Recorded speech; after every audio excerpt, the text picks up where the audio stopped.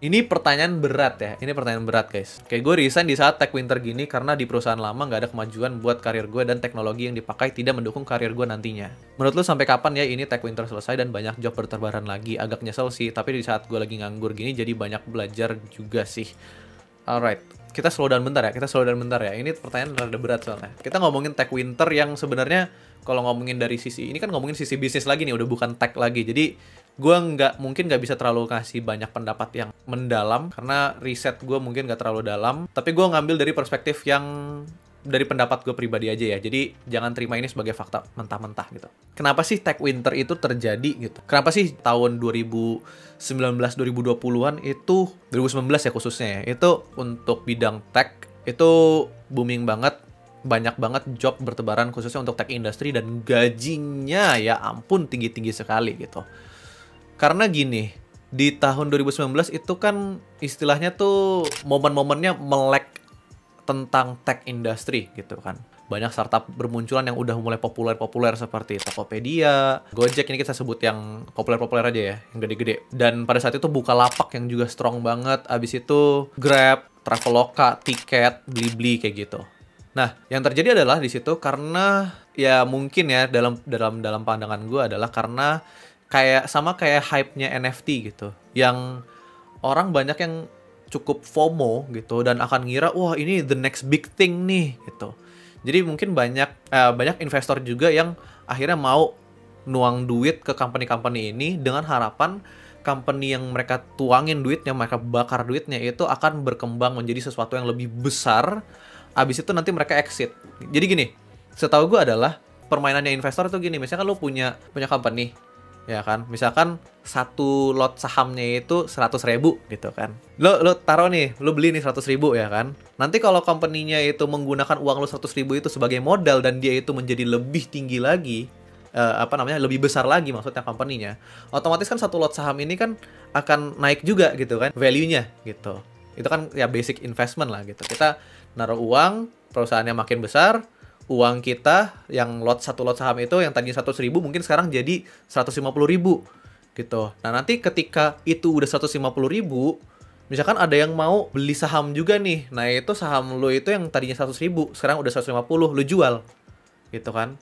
Jadi orang lain beli dengan harga 150.000 dengan harapan yang sama 150 nanti mungkin berubah jadi tiba-tiba 200.000 gitu. Karena company-nya growing terus gitu. Nah, itu yang dulu dilakukan oleh company-company gitu kan, yaitu menaikkan valuasinya setinggi mungkin gitu. Dan pada saat itu bahkan sampai sekarang ya banyak company, di antara company itu yang bahkan belum menghasilkan uang. Kayak kalau misalkan kita punya warung gitu kan, kita mau pasti ada cuannya gitu kan, ada profitnya. Kita memang mengeluarkan modal, tapi kita berharap modal tersebut nanti akan tertutupi dari revenue kita, dan nanti revenue kita itu melebihi pengeluaran kita supaya kita dapat profit, dapat duit, ya nggak? Ya kan?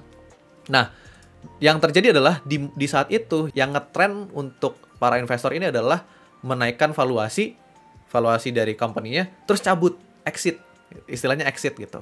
Taruh duit, sahamnya naik, exit. Taruh duit, sahamnya naik, exit, kayak gitu. Nah, yang terjadi adalah karena mereka terlalu mementingkan growth dari valuasi bisnisnya. Bisnis ini sebenarnya itu belum menghasilkan uang yang bisa digunakan untuk muter duitnya lagi gitu loh, untuk nutupin modalnya, terus dapat profit. Nanti investornya dapat profit, dapat uang dari revenue atau penghasilan yang berlebihan. Nah, caranya itu nggak kayak gitu. Mereka tuh hanya jual beli sahamnya aja.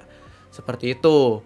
Nah, ketika tahun 2020 sampai 2022 kalau nggak salah ya, itu sampai sekarang sih sebenarnya, waktu COVID itu hit, otomatis bisnis-bisnis ini itu kan nurun semuanya kan pas COVID kan semua ekonomi ya anjlok gitu kan, khususnya ya para startup ini. Kenapa? Ya karena mereka belum nge-generate enough money untuk keep bisnis mereka itu hidup gitu.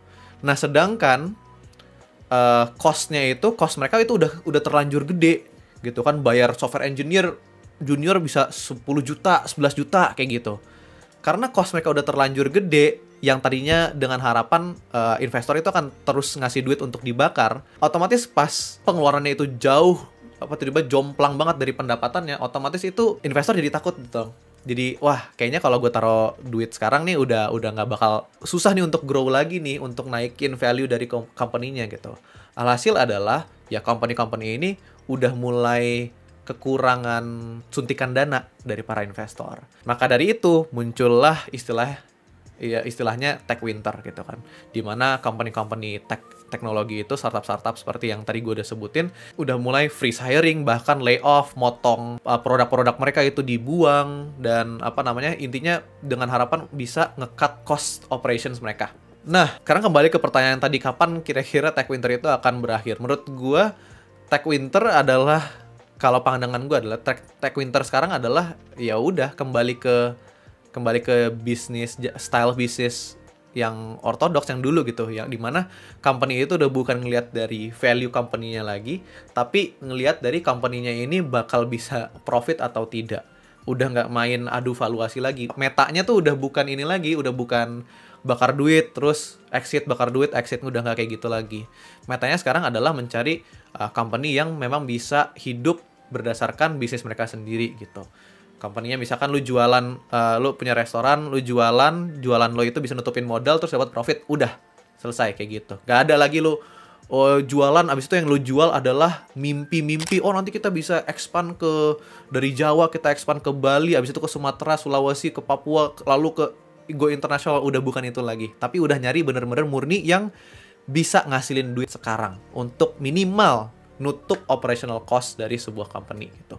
Jadi kalau ngomongin kapan tech winter itu akan selesai, kayaknya menurut gue udah nggak akan selesai ya. Normalnya sekarang seperti ini, kayak gitu.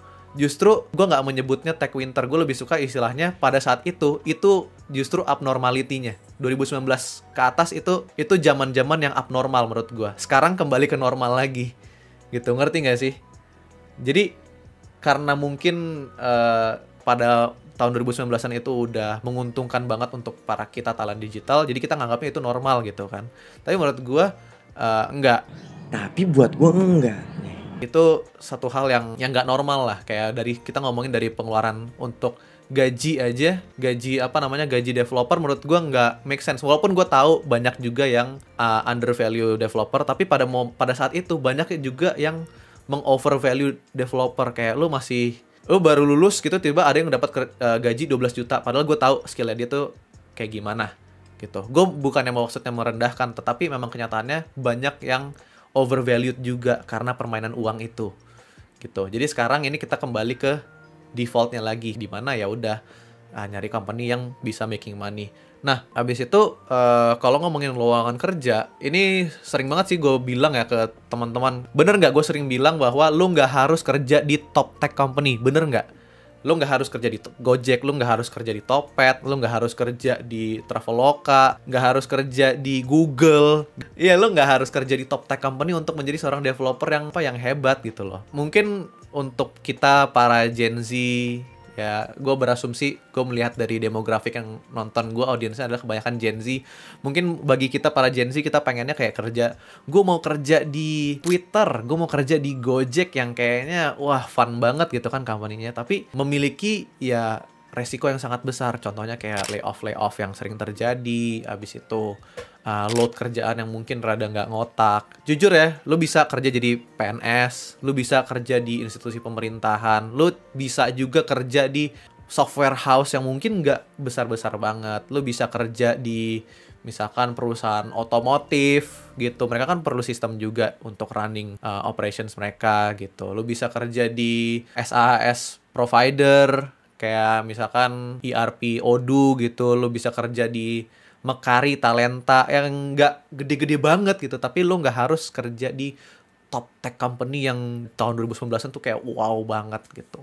Oke, jadi kalau ngomongin tech winter, kembali lagi tadi, kayak mungkin ada kemungkinan nggak akan berakhir, dalam artian ya inilah normalnya sekarang. Metanya sekarang tuh udah begitu, nyari perusahaan yang bisa menghasilkan uang sendiri gitu. Jadi mungkin tips gue adalah untuk teman-teman, kalau kalian nyari kerja, memang kalau lo baru junior gitu, masih fresh banget terjun ke dunia IT, lo nggak punya banyak pilihan.